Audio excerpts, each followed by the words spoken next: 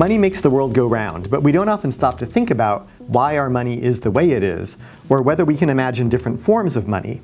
From cowrie shells to credit cards, coins to cryptocurrency, money is more than just a means of exchange. It tells us a lot about our society, our values, and our interconnections with one another. I'm Bill Maurer, Dean of the School of Social Sciences, Professor of Anthropology and Law, and Director of the Institute for Money, Technology, and Financial Inclusion. And I'm fascinated by all of the ways that people have used money to understand and transfer value across history and across cultures. One area I'm often asked to comment upon and to provide expert insight into is the future of cash and whether we'll ever be a cashless society. People often ask, when will cash disappear? And I always say that I hope it never does. The idea of moving away from cash is mostly driven by two factors: fiscal concerns over revenue collection and industry interest in capturing more and more data about people's lives. If you're a state tax authority, eliminating physical currency means that transactions have to pass through a bank or other institution. Despite secrecy rules or privacy regulations, if they have due cause, officials can still peer into people's financial affairs. For the big four platform companies, going cashless provides a window into everyday people's offline spending and behavior. If you're using cash at a physical till, there's no data capture.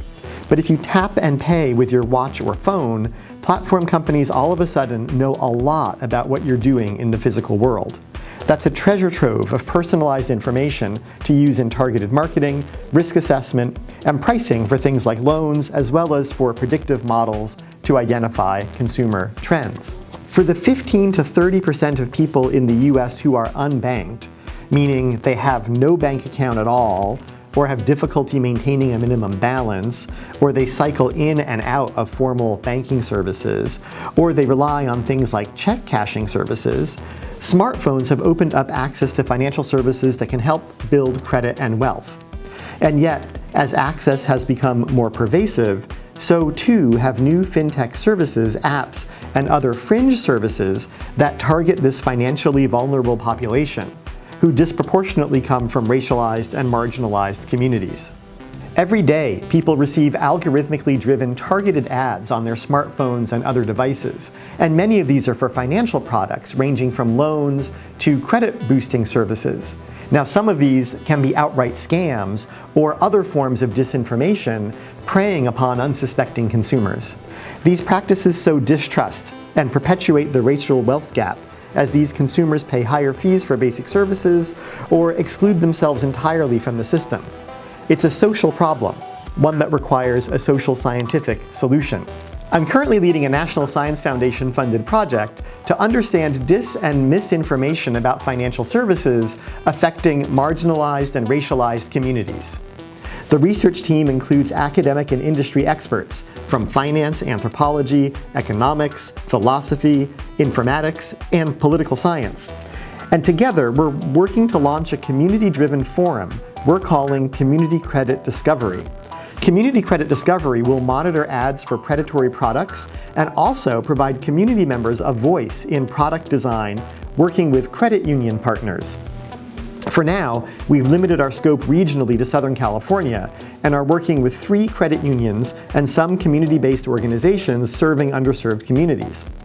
Our ultimate goal is to model how community organizations and credit unions can work together to provide alternatives to payday lending and other harmful financial practices. So where does cryptocurrency fall in this discussion? I've been following Bitcoin and other forms of cryptocurrency from infancy to their seemingly mainstream adoption, with the Staples Center in LA now bearing the name of Crypto.com and multiple cryptocurrencies launching every day.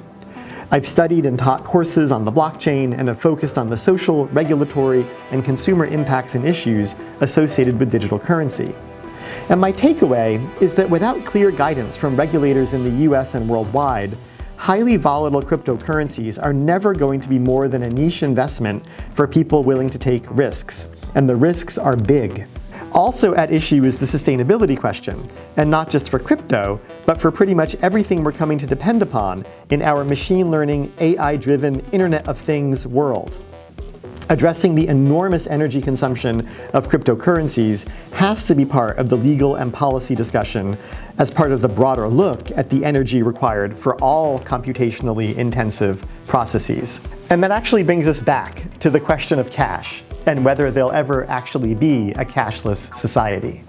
Ironically, with every new digital or mobile payment innovation, we've seen cash demand go up.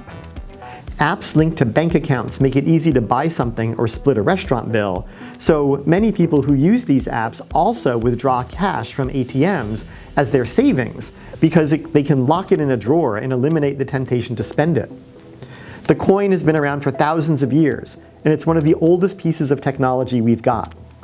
We've also seen that paper money becomes absolutely essential to community resiliency during times of crisis, like when there's a natural or man-made disaster.